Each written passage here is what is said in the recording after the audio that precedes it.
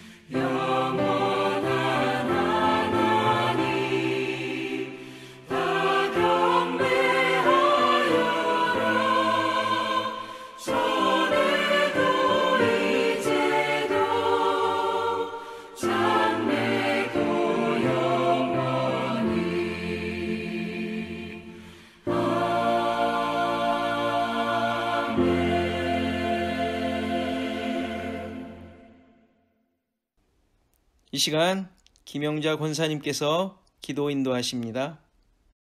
하나님 아버지 감사합니다. 오늘도 복된 주의 날에 우리 모두 함께 예배할 수 있음에 감사드립니다. 주의 선하심과 인자하심 속에 오늘의 상황이 어떠하든 우리는 여호와로 말미암아 즐거워하며 여호와로 말미암아 우리의 뿔이 높여질 수 있으며 주의 구원으로 말미암아 기뻐할 수 있는 그리스도인들임을 감사드립니다. 우리의 연약함과 부족함을 아시는 주님, 우리 주언약교회 사랑하는 성도들이 어려운 오늘의 현실 상황 속에 흔들리지 않고 굳건히 주의 구원의 기쁨으로 감사와 찬양을 주께 올려드릴 수 있는 귀한 믿음의 신실한 종들이 될 수 있도록 성령님 힘주시고 도우시옵소서. 그리하여 우리는 왕같은 제사장이며 거룩한 나라여 그의 소유된 백성임을 늘 고백하는 그리스도인으로서 주의 구원의 아름다운 덕을 선포하는 복된 삶을 살아갈 수 있도록 주의 은혜로 채우소서. 특별히 우리 연약한 지체들에게 주의 위로와 평강으로 채우시고 소망을 든든히 가지게 하옵소서. 오늘 또 세우신 주의 종을 붙드시고 목사님을 통해 주시는 말씀이 여호와의 입의 말씀이 되어 우리의 한 주간 삶을 이끌어갈 수 있는 삶의 지침이 되게 하옵소서. 우리의 예배를 받으실 하나님께 감사와 찬양을 드리며 예수님의 이름으로 기도합니다. 아멘.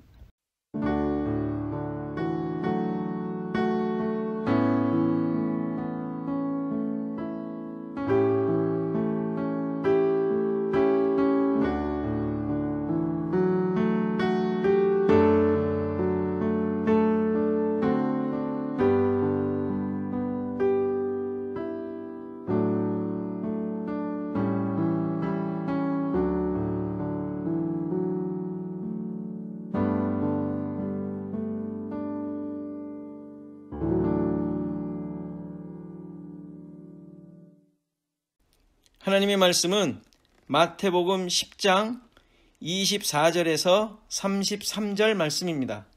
마태복음 10장 24절에서 33절 말씀, 우리 다 같이 한 목소리로 봉독하겠습니다. 시작. 제자가 그 선생보다 또는 종이 그 상전보다 높지 못하나니 제자가 그 선생 같고 종이 그 상전 같으면 족하도다. 집주인을 바알세불이라 하였거늘 하물며 그 집 사람들이랴. 그런즉 그들을 두려워하지 말라. 감추인 것이 드러나지 않을 것이 없고 숨은 것이 알려지지 않을 것이 없느니라. 내가 너희에게 어두운 데서 이르는 것을 광명한 데서 말하며 너희가 귓속말로 듣는 것을 집 위에서 전파하라. 몸은 죽여도 영혼은 능히 죽이지 못하는 자들을 두려워하지 말고 오직 몸과 영혼을 능히 지옥에 멸하실 수 있는 이를 두려워하라. 참새 2마리가 한 아사리온에 팔리지 않느냐. 그러나 너희 아버지께서 허락하지 아니하시면 그 하나도 땅에 떨어지지 아니하리라. 너희에게는 머리털까지 다 세신 바 되었나니 두려워하지 말라. 너희는 많은 참새보다 귀하니라. 누구든지 사람 앞에서 나를 시인하면 나도 하늘에 계신 내 아버지 앞에서 그를 시인할 것이요. 누구든지 사람 앞에서 나를 부인하면 나도 하늘에 계신 내 아버지 앞에서 그를 부인하리라. 아멘. 다 같이 찬양, 날 구원하신 주 감사 찬송하시면서 헌금 봉헌하십니다.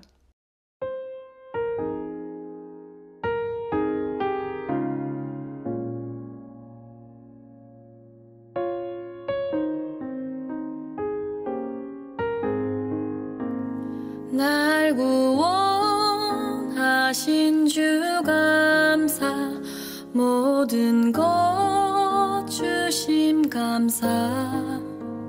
지난 추억이네 감사. 주 내 곁에 계시네. 향기로운 봄철에 감사. 외로운 가을 날 감사. 사라진 눈물도 감사. 나의 영혼 평안에 응답하신 기도 감사. 거절하신 것 감사. 헤쳐나온 풍랑 감사. 모든 것 채우시네. 아픔과 기쁨도 감사. 절망 중 위로 감사. 책량 못할 은혜 감사.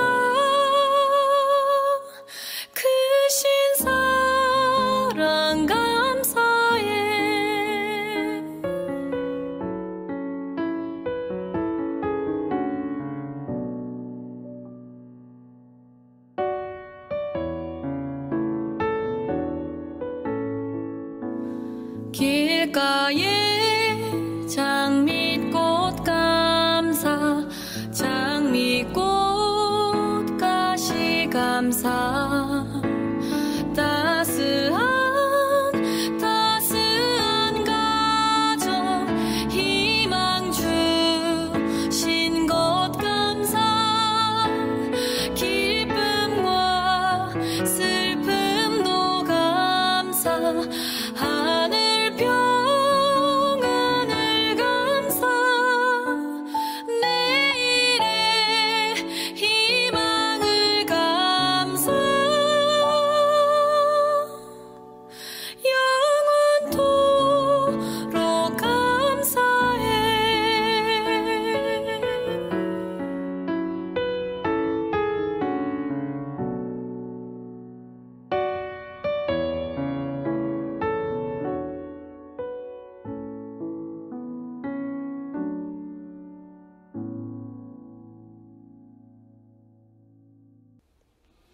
교회 소식 같이 보시겠습니다.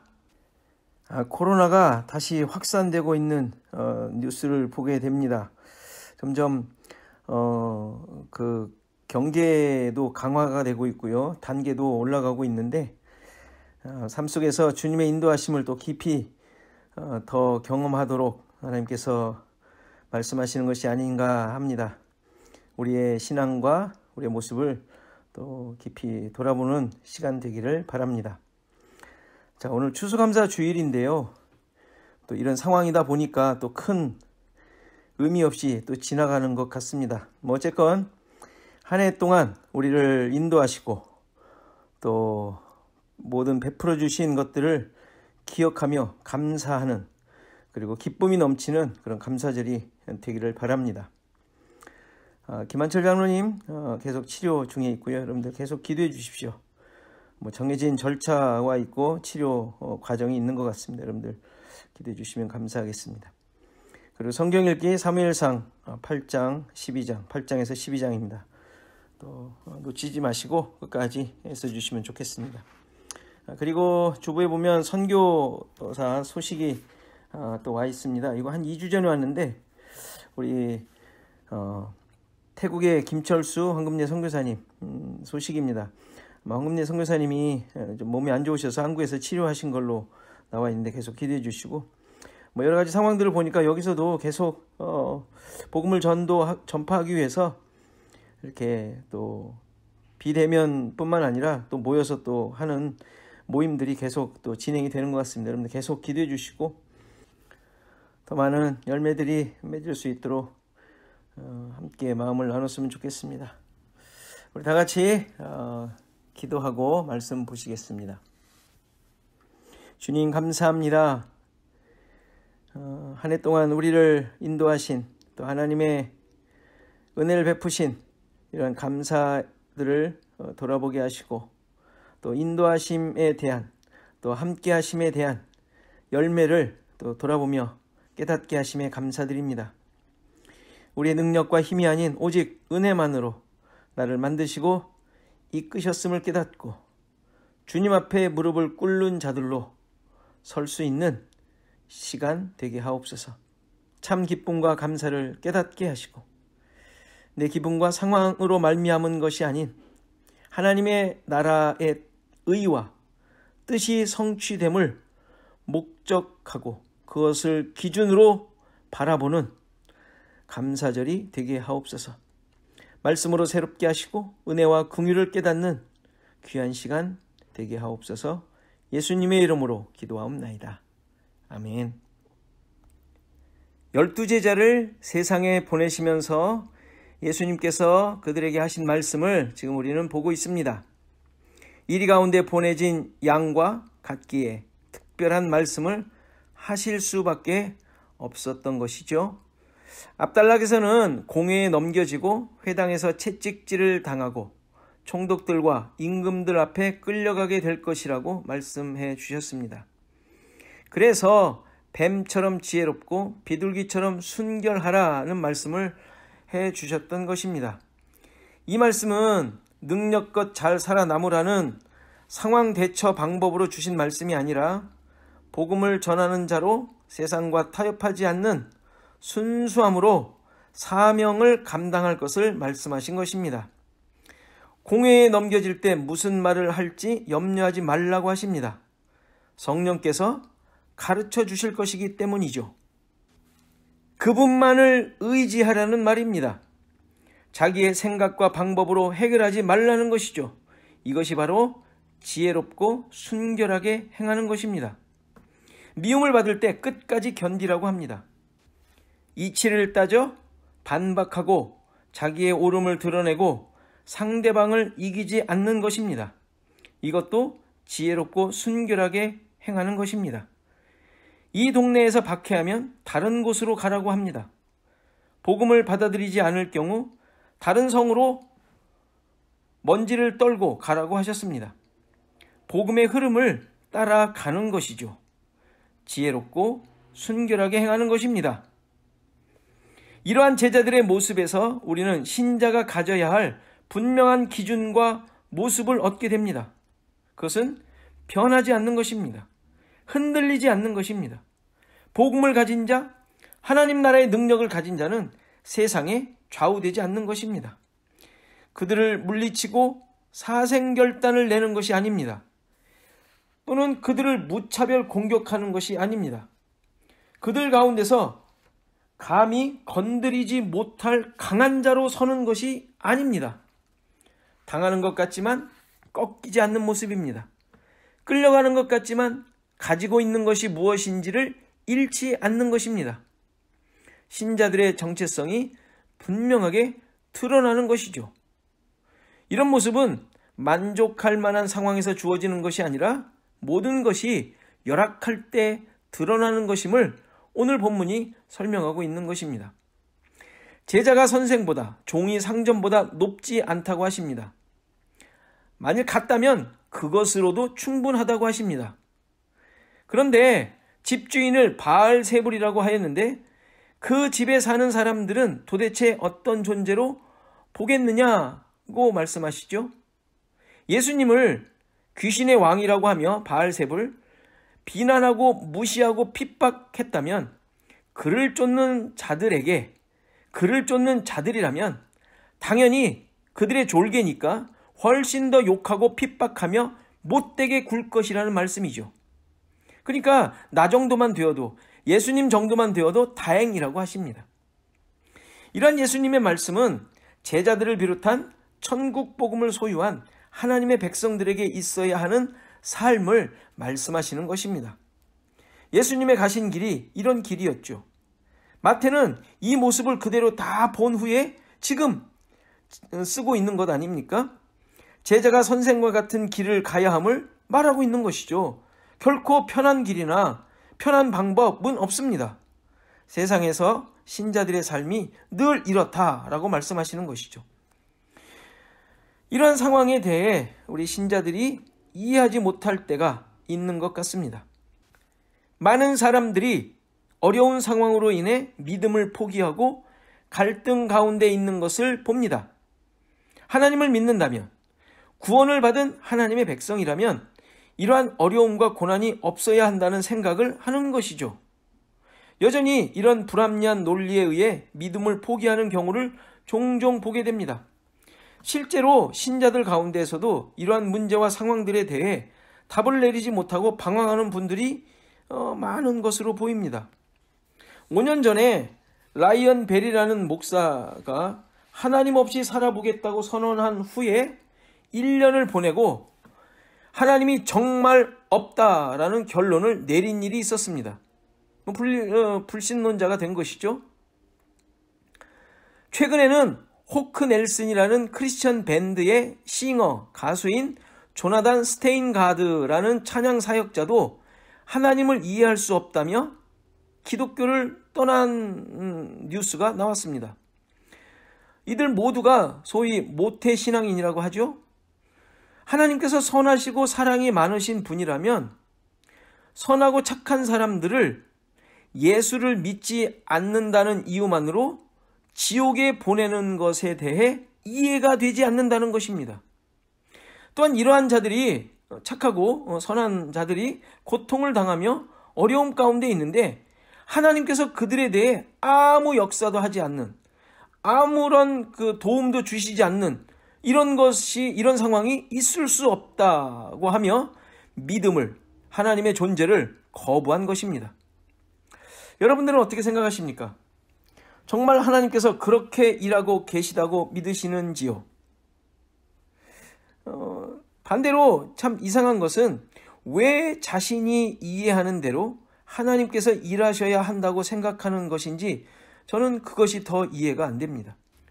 선한 사람들을 핍박 가운데 내버려 두지 않고 지키시고 반대로 악을 행하는 자들을 그때마다 처단하신다면 무슨 일이 벌어질지 정말 모르는 것일까요? 물론 이들이 생각하는 선의 기준이 무엇인지도 따져봐야 할 것이지만 자신이 죄인이며 악을 행하는 자라는 사실을 모르고 있는 것이 분명합니다. 신자들이 이러한 문제나 의문이 일어날 때 생각해야 하는 것은 모든 인간은 죄인이라는 사실입니다.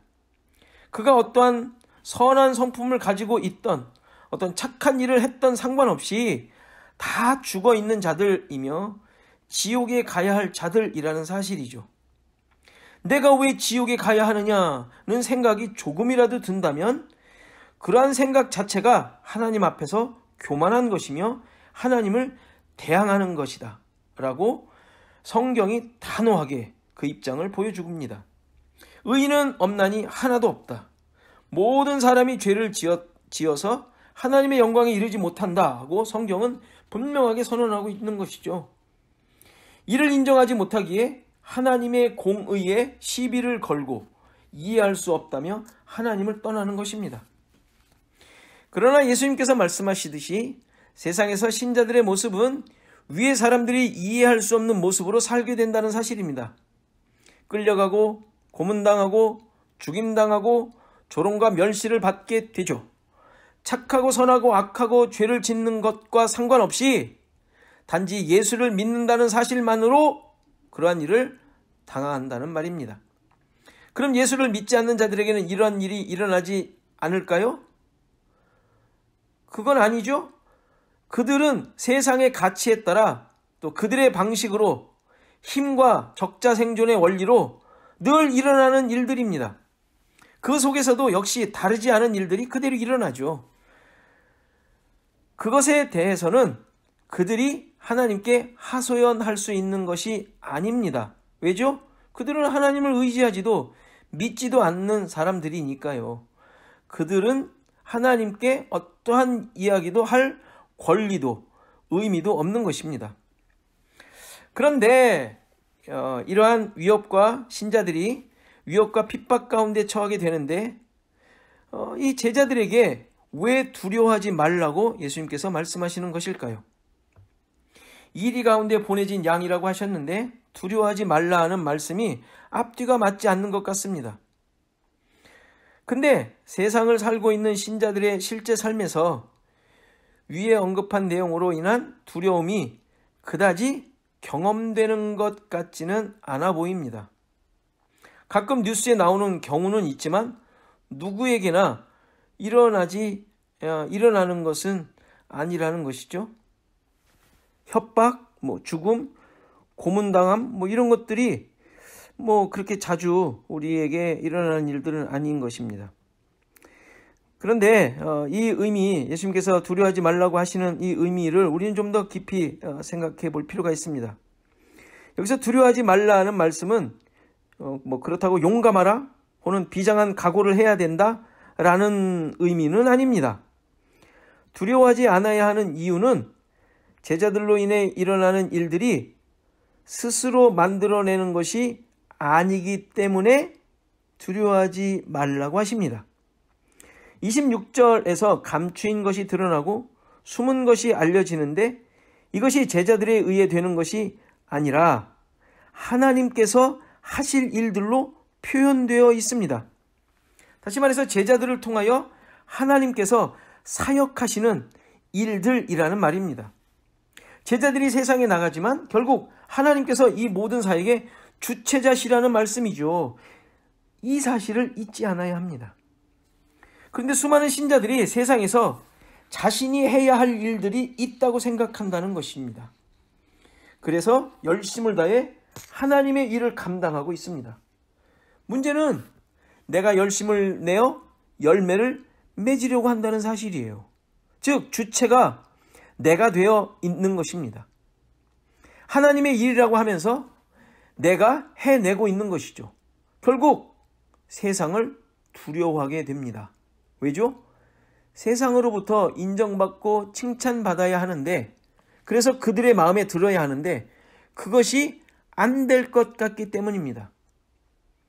이것은 이미 제자로서 하나님의 백성으로서의 정체성, 그 가치를 잃어버린 모습인 것입니다. 하나님께서 주체자시라는 말은 복음을 소유한 자들로서 주님의 길을 가도록 하시고 세상 속에서 그들에게 찢기고 먹히는 자들로 존재하게 하신다는 말입니다. 그러한 상황을 누가 자발적으로 갈 수 있겠습니까? 하나님께서 이끄신다라는 거예요. 그래서 예수님께서는 그 28절 말씀에 몸은 죽여도 영혼을 능히 죽이지 못하는 자들을 두려워하지 말고, 이 세상이죠. 오직 몸과 영혼을 능히 지옥에 멸하실 수 있는 이 하나님을 두려워하라고 말씀하시는 것입니다. 신자는 하나님과의 관계가 가장 중요한 자이며 이것이 깨지는 것을 가장 두려워하는 자들이라는 말입니다. 신자들은 기본적으로 죄가 해결된 자들 아닙니까? 하나님과의 관계가 해결된 자들이라는 거예요. 아담의 범죄로 말미암아 하나님과의 분리됨이 무엇인지를 아는 자들 아닙니까? 그런데 예수 그리스도로 말미암아 죄가 해결되어 하나님과 하나가 된 자들이에요. 이것이 신자의 존재의 가장 큰 절대적 가치임을 믿고 고백하며 찬양하는 자들입니다. 이 내용을 다음에 참새 2마리가 한 아사리온에 팔리는데 이 참새도 하나님의 허락 없이는 잡히지 않는다는 예를 드시며 설명하십니다. 세상 사람들에게 참새는 참으로 가치가 없는 존재이지만 그렇다고 하나님의 다스림에서도 가치 없는 존재가 아니라는 말이에요. 설사 아무리 그렇게 싸구려로 팔리는 참 가치 없는 것 같은 참새지만 하나님께서 그를 눈동자같이 보시며 다스린다라고 말씀하시죠. 그러니까 세상의 판단 기준과 하나님의 기준이 다르다는 말씀이에요. 그러면서 너희에게는 하나님께서 어떤 기준을 가지고 계시는지를 머리털 숫까지 다 알고 계실 정도로 모든 것을 파악하고 계시다는 말로 해주시는 것입니다. 머리털까지 셀 정도의 관심도라면 그 사람의 전체를 알고 있다는 말 아닙니까? 하나님께서 모든 것을 다 알고 계시는 자, 대상이라는 뜻이잖아요. 그러니까 그런 하나님이 너희를 보고 계시니까 두려워하지 말라. 너희는 많은 참새보다 귀한 자다라고 하시는 것입니다. 여기서도 귀하다는 말이 가치가 더 있다라는 의미로 말씀하시는 것이 아니죠. 사람의 가치, 귀함이 참새와 비할 정도겠습니까? 주님께서 비교하신 의미는 신자들의 삶에 대한 하나님의 세밀하신 간섭과 배려와 보호하심과 인도와 특별한 섭리를 말씀하시는 거예요. 그러니까 그분의 주권에 온전히 달려있는 존재라는 것을 확인해 주시는 것입니다. 당연히 복음을 소유하고 세상의 먹잇감으로 존재하는 신자들이지만 두려워하지 않아야 할 이유가 되는 거예요. 어떠한 일이 일어나더라도 심지어 죽음의 현장에 있다 하더라도 그 모든 내용들을 얼마든지 받아들일 수 있는, 왜? 하나님의 세밀한 관심 속에 있는 존재니까 얼마든지 그런 모든 것들을 나의 판단과 기준과 세상에 보는 것들과 상관없이 받아들일 수 있는 근거라는 것이죠. 그 뒤에 32절, 33절의 말씀도 같은 내용입니다. 사람 앞에서 나를 시인하면 나도 하늘 아버지 앞에서 너를 시인하고 만일에 나를 부인하면 나도 너를 부인하겠다라고 말씀하시는데, 이 말씀도 뭐 우리에게 조건적인 보상을 말씀하시는 것이 아니죠. 네가 하는 대로 내가 하겠다. 이건 또 말이 안 되지 않습니까? 뭐 그러니까 사생결단하라, 이것도 아닙니다. 만일에 그러한 기준이라면 누구도 주님 앞에 인정받을 자가 있겠습니까? 아무도 인정받지 못하죠. 이 말씀은 세상에서 신자들이 하나님의 인도하심을 따라 어떠한 상황이 오더라도, 설사 부인할 상황, 시인할 상황, 어떤 핍박의 상황, 이런 것들이 우리 가운데 얼마든지 올 수 있게 될 것이다, 올 수 있다 라고 말씀하시는 거예요. 그러니까 믿음의 삶, 뭐 순교가 되든 뭐 어떤 희생이 따르든 또 어떤 그 반대의 모든 상황들이 있든 그런 믿음의 삶을 살게 될 것이라는 말씀을 하시는 것이죠.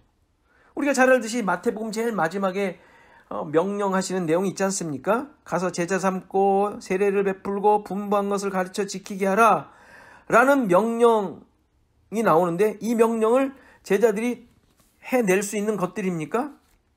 결코 할 수 없는 내용들이에요. 그래서 약속하시잖아요. 내가 세상 끝날까지 항상 너희와 함께 있겠다라고 약속하시는 이유가 거기 있는 거예요. 그러니까 그 약속을 왜 하세요? 그러한 자로 만들어내시겠다라는 거예요. 제자 삼고 세례 베풀고 가르쳐 지키게 하는 자, 그렇게 할 수 있는 자로 만들어내시겠다라는 것이 함께 있겠다고 약속하시는 내용이지 않습니까?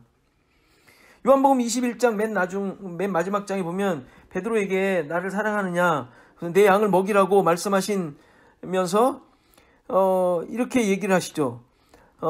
남이 너에게 띠띠우고 원하지 않는 곳으로 데려갈 것이라고 하신 내용이 나옵니다. 이게 예수님의 명령을 받고 나서, 내 양을 먹이라라는 명령을 받고 나서 그런 사명을 받은 후에 주신 말씀이란 말이에요. 다시 말해서 사명이 그를 이끌게 할 것이라는 것이죠. 하나님께서 이끌어 가시겠다라는 거예요. 네가 원치 않는 일이지만. 그러니까 이러한 모습이 우리 신자들에게 늘 드러나게 됩니다. 이러한 모습이 물론 현실 속에서는 책임을 열심히 감당하는 모습으로 보일 것입니다. 그러나 예수님께서 기도하셨지만 하나님 아버지의 계획과 성령의 인도하심의 결과인 거예요. 이리 가운데 보내진 양이지만 목자가, 양이니까 목자가 있을 것 아닙니까? 목자가 반드시 인도하시는 대로 움직여질 뿐입니다. 이미 세상에 양으로 오신 예수님께서 가신 길 아닙니까? 그 길을 가며 증인으로 사는 삶을 말하는 것이죠. 그러니까 신자들의 진짜 모습이 무엇인지를 말씀해 주시는 내용들입니다. 천국을 아는 증인, 하나님을 믿는 증인, 십자가를 고백하는 증인으로 살게 될 것임을 말씀하시는 거예요. 그러니까 우리 신자들은 세상을 향하여 그들에게 이러한 증인의 내용들, 증인이 가지고 있는 내용들을 증거하게 될 것이고, 그 증거를 받은 그들은 그들이 받아들이냐 안 받아들이냐에 관계없이 우리들로 말미암아 그들은 증거를 이제 듣게 되고 깨닫게 될 것입니다. 그러니까 우리 스스로는, 신자들은 세상 속에서 증인이 될 것이고 세상 사람들에게 우리는 증거가 되는 거예요. 우리가 어디에 있든지 우리는 증거이죠. 믿지 않는 자들에게 증거이며 믿는 자들에게는 다시 그들이 증인이 되게 하는 계기가 되는 것입니다. 이러한 역할, 이러한 사명 우리에게 주어졌는데 여러분들의 삶의 현장 속에서 잘 감당하셔서 정말 이 감사절의 기간에 우리의 만족이 아닌 이 하나님의 뜻을 잘 쫓고 그것을 잘 감당하는 삶이 되기를 간절히 바랍니다. 우리 다 같이 말씀 생각하며 우리 잠깐 기도하는 시간 갖겠습니다. 주님의 주권적인 인도하심에 순종하는 삶을 살게 하옵소서 기도하시고, 또 코로나의 상황이 악화되어 교회의 모임이 더 어려워지고 있는데 교회와 성도들이 더욱 믿음의 증인으로 살게 하옵소서. 또 성도들의 가정과 직장, 사업을 위해서 주의 인도하심을 쫓는 삶이 되게 하옵소서 기도하시고, 또 우리 선교사들을 위해서, 선교사님들의 사역을 위해서, 또 우리 김한철 장로님을 위해서 기도해 주시고, 또 감사제를 통하여 모든 삶의 내용이 주의 뜻만 이루어짐을 고백하는 그러한 절기가 되게 하옵소서. 이렇게 제목을 놓고 한 1, 2분 동안 다 같이 기도하시겠습니다.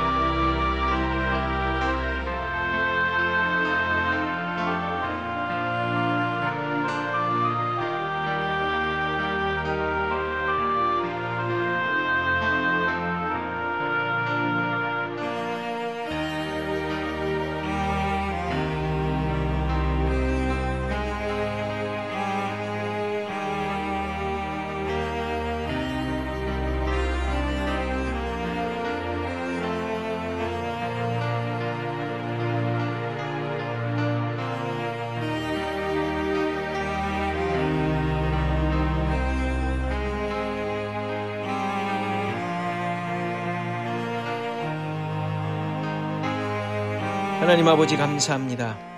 우리가 가진 하나님의 백성의 특권과 사명을 잘 깨닫게 하시고, 그 놀라운 하나님의 인도하심을 고백하며 살게 하시고, 그로 인해 일어나는 세상의 환경들을 잘 감당하도록 인도하심에 감사드립니다. 세상에서의 모습으로 인해 하늘의 가치를 잊지 않게 하시고 진정한 제자의 모습을 드러내도록 도와주옵소서. 코로나로 인해 상황을 대처하는 능력이 세상의 기준이 아닌 복음을 가진 자로서, 하나님의 다스림을 받는 자로서 드러나게 하시고, 그 증거가 이웃들에게 전해지는 그런 시간이 되게 하옵소서. 끝까지 주님을 의지하며 말씀을 따라 살게 하시고, 또 우리를 통하여 이루시고자 하는 것들을 잘 깨닫고 감당케 하옵소서. 세계 각지에서 복음의 일꾼으로 세우신 선교사님들을 붙드시고 십자가의 능력으로 그 영혼들을 잘 이끌어 가게 하옵소서. 김한철 장로님에게 힘을 주시고 온 가족과 치료진들을 붙잡아 건강하게 주님을 찬양하는 은혜가 있게 하옵소서. 감사자들을 맞이하며 우리를 인도하신 주님을 기억하고 구원의 증거들을 고백하는 기회가 되게 하옵소서. 예수 그리스도의 이름으로 기도하옵나이다. 아멘. 다 같이 찬송가 588장 찬송하시겠습니다.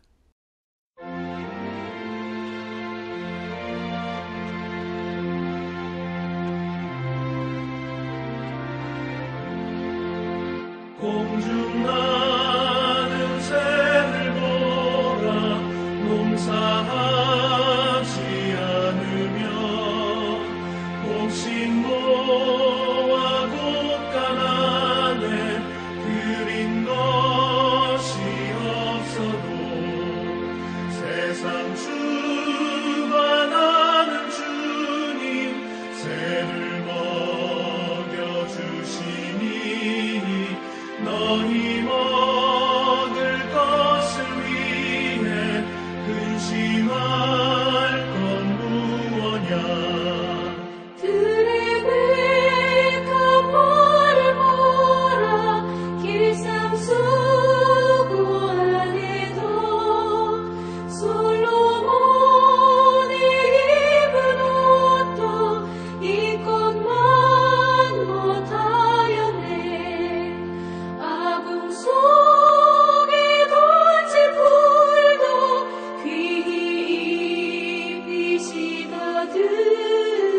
사랑하는 자녀들을 입히시지 않으랴. 너희들은 세상에서 무엇 먹고 마시며 무슨 옷을 입고 살까 염려하지 말아라. 이는 이방 사람들이 간구하는 것이요 너희 하늘 아버지는 너희 쓸 것 아신다.